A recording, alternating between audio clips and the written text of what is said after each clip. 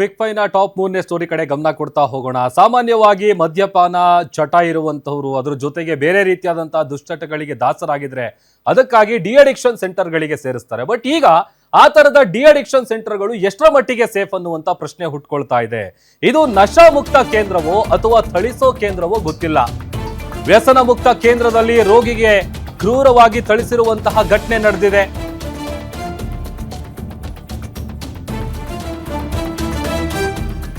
ನೋಡಿ, ಅಡಿಕ್ಷನ್ ಇಂದ de addiction ಸೆಂಟರ್ಗೆ ಸೇರಿಸ್ತಾರೆ. ಕಾರಣ ಅವರು ಆ ತರದ ಚಟದಿಂದ ಹೊರಗಡೆ ಬರಬೇಕು, ನಾರ್ಮಲ್ ಆಗಿ ಜೀವನ ನಡೆಸಬೇಕು ಅಂತೇಳಿ. ಬಟ್ ಆದ್ರೆ ವ್ಯಸನ ಮುಕ್ತ ಕೇಂದ್ರದಲ್ಲಿ ರೋಗಿಗೆ ಥಳಿಸಿರುವಂತಹ ಘಟನೆ ನಡೆದಿದೆ. ನಶಾ ಮುಕ್ತ ಚಿಕಿತ್ಸೆ ನೀಡ್ತಾರೋ ಅಥವಾ ಚಿತ್ರಹಿಂಸೆ ಕೊಡ್ತಾರೋ ಗೊತ್ತಿಲ್ಲ. ಮದ್ಯಪಾನ ವ್ಯಸನ ಮುಕ್ತಿ ಚಿಕಿತ್ಸೆ ನೆಪದಲ್ಲಿ ರೋಗಿಗೆ ಚಿತ್ರಹಿಂಸೆ ಕೊಡಲಾಗಿದೆ.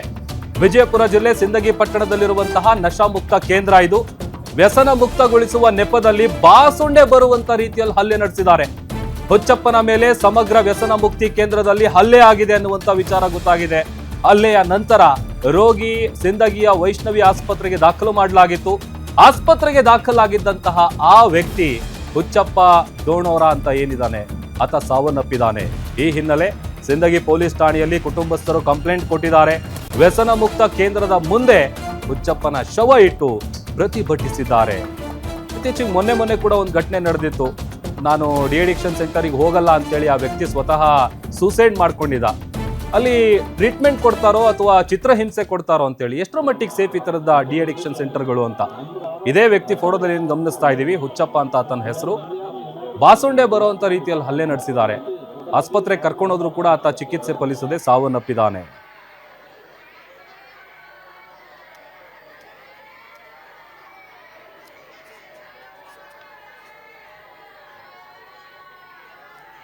ಹುಚ್ಚಪ್ಪನ ಕುಟುಂಬಸ್ಥರು ಆ ಡಿ ಅಡಿಕ್ಷನ್ ಸೆಂಟರ್ನ ಮುಂದೆ ಆತನ ಶವ ಇಟ್ಟು ಪ್ರತಿಭಟನೆ ಕೂಡ ಮಾಡಿದ್ದಾರೆ. ಯಾಕಂತಂದರೆ ಹೊಡಿತಾರೆ, ಬಡಿತಾರೆ, ಮಾಡ್ತಾರೆ ಅಂತ ಕೇಳಿದ್ರೇ ಒಂದು ರೀತಿ ಭಯ ಆಗುತ್ತೆ. ಆ ಡಿ ಅಡಿಕ್ಷನ್ ಸೆಂಟರ್ಗಳಿಗೆ ಹೆಂಗಪ್ಪ ಸೇರಿಸೋದು ಅಂತೇಳಿ.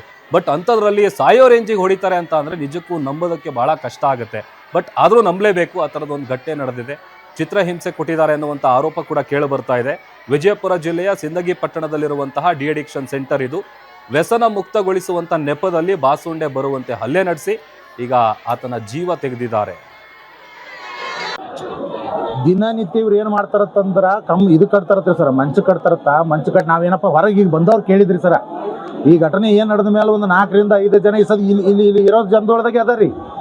ಈ ಹೊಡೆಸ್ಕೊಂಡು ಬಂದವ್ರ ಸುತ್ತಾಕಿ ಒಂದು 4-5 ಜನ ಹೇಳೋದೇನಂದ್ರ ಕುಡಿತಾರತ್ರಿ. ಅವ್ರ ಮುಂದೆ ಕೂತು ಮೊದಲು ತಲೆ ಬೋಳಿಸ್ತಾರತ್ರಿ.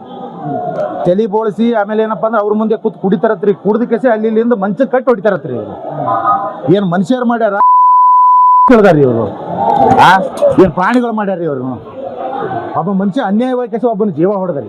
ಇದು ಯಾವ ಇಲಾಖೆಯೇ ಬರ್ತದ? ಅದನ್ನ ಸ್ವಲ್ಪ ಏನಪ್ಪಾ ಅಂದ್ರೆ ಮೀಡಿಯಾ ಮುಖಾಂತರ ಕೇಳ್ಬೇಕ್ರಿ ದಯಮಾಡಿ. ಇದು ಮತ್ತಷ್ಟು ಡೀಟೇಲ್ಸ್ ಕೊಡ್ತಾರೆ ನಮ್ಮ ಪ್ರತಿನಿಧಿ ದೀಪಕ್ ಶಿಂದೆ. ಲೈವ್ ಜಾಯ್ನ್ ಆಗ್ತಾ ಇದ್ದಾರೆ. ದೀಪಕ್, ಡಿ ಅಡಿಕ್ಷನ್ ಸೆಂಟರ್ ಅಲ್ಲಿ ಅದು ಈ ರೇಂಜಿಗೆ ಜೀವ ಹೋಗೋ ಲೆವೆಲಿಗೆ ಹೊಡಿತಾರ ಹೇಗೆ ಅಂತ?